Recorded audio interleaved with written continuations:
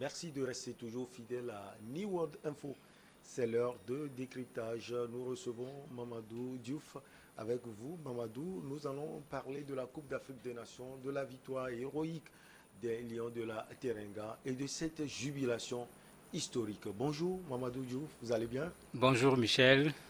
D'abord, un mot sur la victoire du Sénégal à la Coupe d'Afrique des Nations 2021. Ben, c'est une première victoire à la Coupe d'Afrique des Nations pour le Sénégal. Une première victoire après 29 participations à cette même Coupe d'Afrique. Vous voyez que les gens ont couru longtemps derrière Dame Coupe qui n'avait jamais voulu accepter de venir au Sénégal. Cette fois-ci, c'est fait et ça explique en partie la façon dont les Sénégalais célèbrent cette coupe pour l'avoir attendue pendant fort longtemps. Eh bien, il faut féliciter l'équipe nationale, féliciter l'encadrement, mais demander aux Sénégalais aussi de faire doucement avec la fête parce qu'il ne faut pas amener des dégâts là où on ne cherchait que le bonheur. En 2019, on attendait déjà le Sénégal compte tenu de la qualité et de la force de cette formation des Lions de la Teranga. Les Sénégalais ont été déçus, une partie des Africains également, parce que c'est l'Algérie qui était passée. C'est une revanche sur l'histoire sans doute. Oui, c'est une revanche sur l'histoire, pas seulement pour 2019, mais pour plusieurs Coupes d'Afrique des Nations. Parce qu'à chaque fois au départ, quand on dit voilà les joueurs sénégalais, on dit c'est la meilleure équipe. Ils ont des individualités, ils ont ceci, ils ont cela. Ben, quand les Sénégalais entendent tout ça, on se dit mais la coupe est déjà à la maison.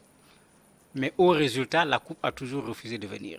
La plus grosse déception, c'était d'ailleurs Caire 86, où pour porter l'équipe, les Sénégalais n'avaient pas hésité à organiser une quête à l'échelle nationale.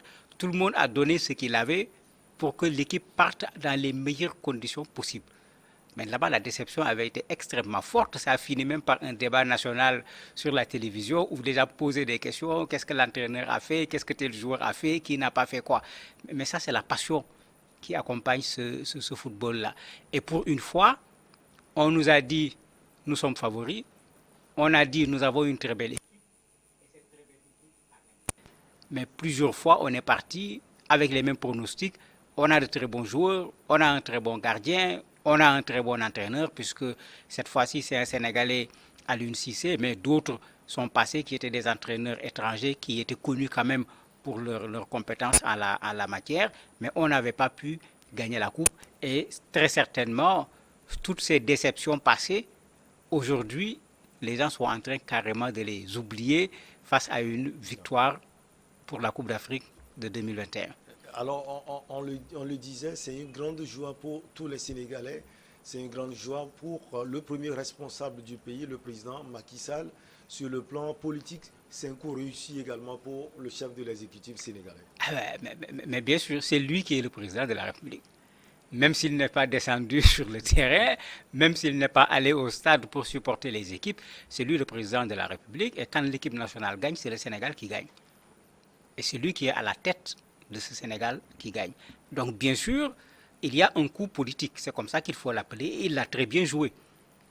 Il a quitté le sommet de l'Union africaine au niveau de Addis Abeba. Il devait normalement aller aux Comores pour une visite. Et quand l'équipe a gagné, il a reporté la visite du Comore. Il est arrivé au Sénégal avant les Lions pour venir les accueillir devant l'avion. Ben, on ne le fait pas pour n'importe qui. Ils ont fait quelque chose d'héroïque. Il est normal qu'on le fasse. Mais en le faisant également, lui, il attend des résultats sur le plan politique. C'est très clair. Mais il faut dire quand même qu'il a joué un très bon jeu sur le plan politique en disant que c'est la victoire du Sénégal. D'ailleurs, pour accueillir les Lions au niveau de l'aéroport, il a invité toute la classe politique, y compris ses opposants les plus radicaux, qui également ont fait preuve de grandeur. Ils ont accepté l'invitation, tout le monde était là. Et dans la victoire, il y a cela.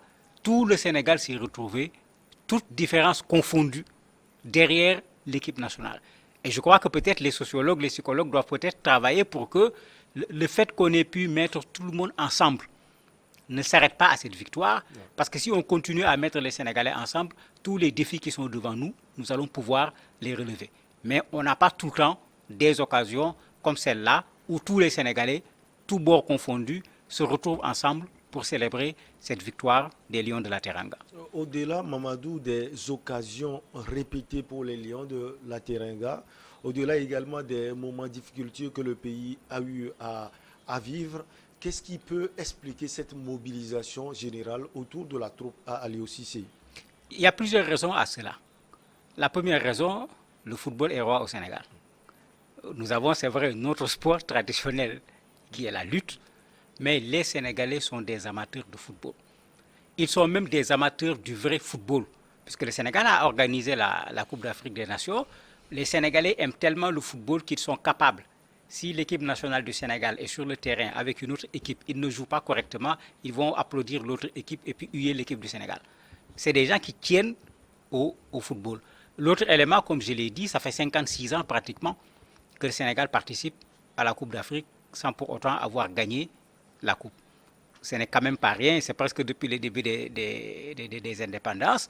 En plus, sur le plan international, combien de joueurs sénégalais aujourd'hui sont dans des clubs en Europe, en Russie, aux États-Unis, dans les pays arabes, en Chine, un peu partout. Et ce n'est pas maintenant, ça date de fort longtemps avec les Jules François Bocandé et autres qui ont également essayé, qui n'avaient pas pu avoir la coupe. Et à l'occasion même, tous ces joueurs, on leur a rendu hommage en disant que mais c'est le travail qu'ils ont commencé qui vient d'aboutir. Eh bien, Dieu a fait que même certains parmi eux ne sont pas là aujourd'hui. Les gens ne les ont pas oubliés. Les gens ont reconnu les efforts qu'ils ont faits. Il y a également le fait que dans l'équipe, vous avez des joueurs qui passionnent les Sénégalais. C'est le cas de Sadio Mané. Vous avez un gars particulièrement talentueux, mais qui est un vrai Sénégalais, c'est-à-dire très modeste. Vous ne le voyez jamais dans de l'excès, mais très sénégalais également en ayant énormément de soucis par rapport à la zone d'où il vient. Il a construit un hôpital, il a construit une école, il a fait des actions sociales qu'on ne peut pas citer ici. Il en a même fait au Cameroun en donnant à des parents qui n'avaient pas les moyens 400 000 francs pour pouvoir soigner leurs enfants. Ça également, c'est très sénégalais. Et les Sénégalais aiment voir cela chez une personne. En ce moment, au-delà du sport, il devient une sorte de modèle, une sorte d'étoile à suivre. Parce que même s'il n'était pas dans le sport, s'il avait une telle attitude, il aurait obtenu cet amour des Sénégalais. Il y a le fait également que c'est un entraîneur sénégalais qui permet au Sénégal de gagner la Coupe d'Afrique. Qui a été critiqué ces temps-ci. Ben, il a tout le temps été critiqué. Mais ça, ne vous en faites pas. Tous les Sénégalais sont des entraîneurs, sauf moi. Parce que moi, je ne m'y connais pas trop. Ouais. Tous les Sénégalais sont des entraîneurs. Donc, avant chaque match, chacun fait son classement. Telle personne ne doit pas rentrer d'abord. Ouais. L'autre doit... À la télé, les spécialistes et les journalistes spécialistes du sport sont là. Les entraîneurs sont là.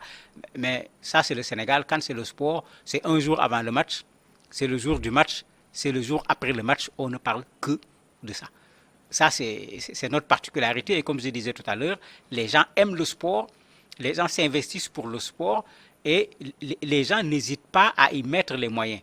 À la finale, par exemple, quand le Sénégal a été qualifié, mais Air Sénégal International n'a pas pu amener tous les Sénégalais qui voulaient partir.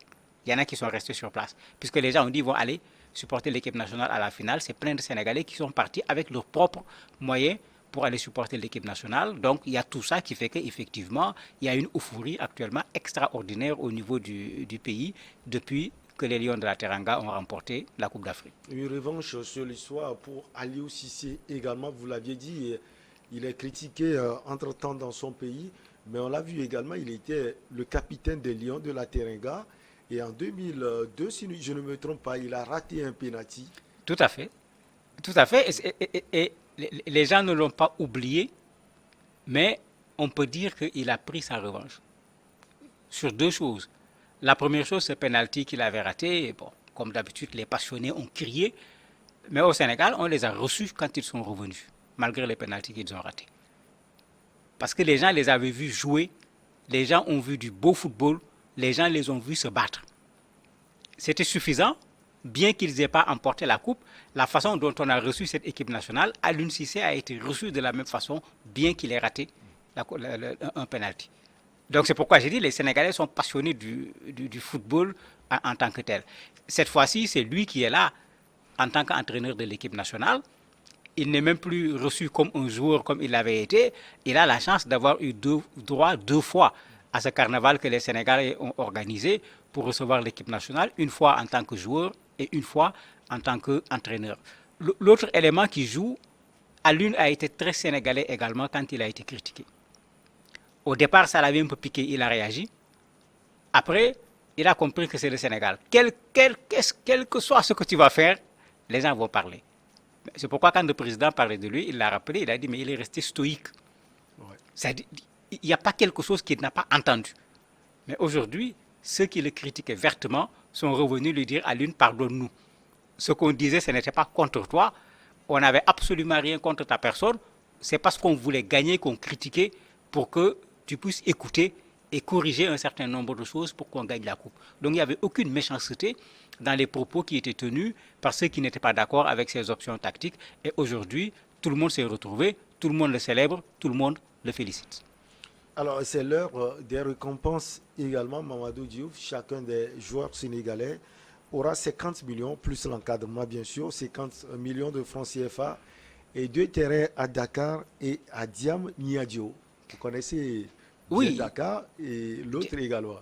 Diamniadio, c'est là où se trouve actuellement l'aéroport international Blaise Diagne, puisque l'aéroport ne se trouve plus à Dakar, l'aéroport a été délocalisé et la zone est devenue la zone où tout le monde veut habiter.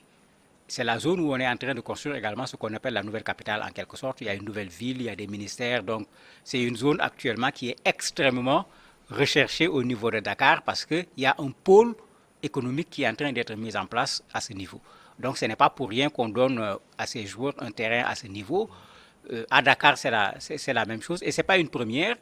L'équipe féminine de basket, l'équipe masculine de basket, souvent quand les gens ont remporté, parce qu'eux, ils ont déjà remporté la Coupe d'Afrique, d'autres sports également ont remporté la Coupe d'Afrique, les beach soccer, etc.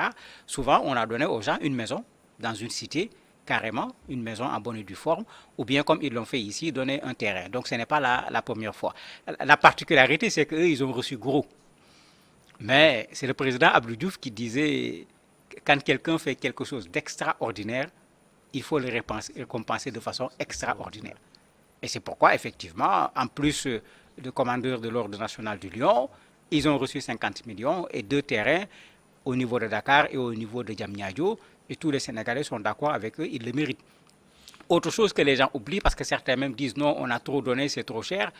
Quand le Sénégal gagne la Coupe d'Afrique, la CAF met de l'argent à la disposition du Sénégal. Et c'est beaucoup d'argent. Ça fait pratiquement 3 milliards de francs CFA. Ben, il est tout à fait normal que ceux qui étaient sur le terrain en train de mouiller le maillot, qu'ils puissent avoir quand même leur part dans ces 3 milliards qui sont le résultat du fait qu'ils soient devenus les champions d'Afrique. Donc il y a tous ces éléments qui font qu'effectivement, ils ont reçu ce qu'ils ont mérité. On ne leur a pas donné cela sans qu'ils ne le méritent. Vous l'aviez dit tantôt, le président Macky Sall a décidé également de décorer à titre exceptionnel l'ensemble des membres de la délégation officielle de l'Ordre national du Lion, soit 52 personnes. L'Ordre national du Lion, c'est quoi? Expliquez-nous. En fait, il y en a deux. Il y a le commandeur de l'Ordre national du Lion, qui est le grade le plus élevé, qu'on a donné à tous les joueurs. Donc c'est pour dire qu'en termes de décoration, ils font partie de la crème aujourd'hui au niveau du Sénégal. Et ça se comprend parce qu'ils ont fait ce que jusqu'à aujourd'hui, personne n'a jamais fait. Et je crois que la façon dont les Sénégalais les ont accueillis montre qu'ils méritent bien ce grade qu'on leur a donné au niveau des décorations au Sénégal.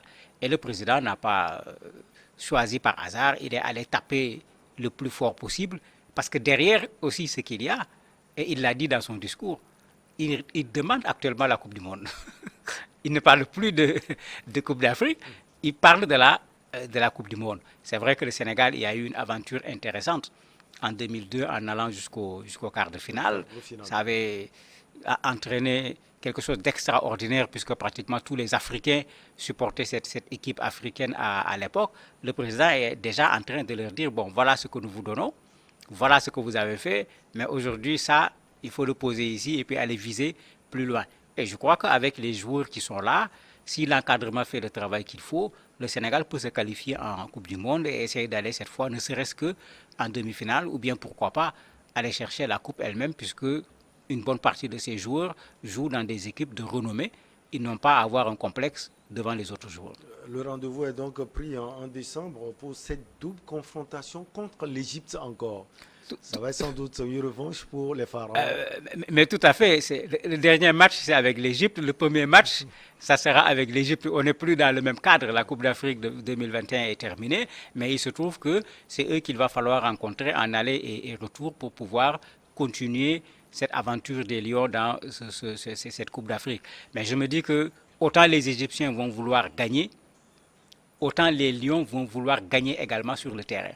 Parce qu'ils ont tout fait pour gagner en marquant des buts, ça n'a pas marché parce que les Égyptiens avaient dressé un mur difficilement franchissable devant les joueurs sénégalais. Mais je me dis qu'ils vont tirer la leçon eux aussi pour que au moins la prochaine fois, qu'on n'arrive même pas à des prolongations ou à des tirs au but, qu'ils puissent gagner directement sur le terrain parce que ce but était particulièrement attendu par les Sénégalais. On finit donc par un aspect politique. Vous pensez, Mamadou Diouf, que cette victoire des Lions de la Teranga va pouvoir unir un peuple ces derniers temps?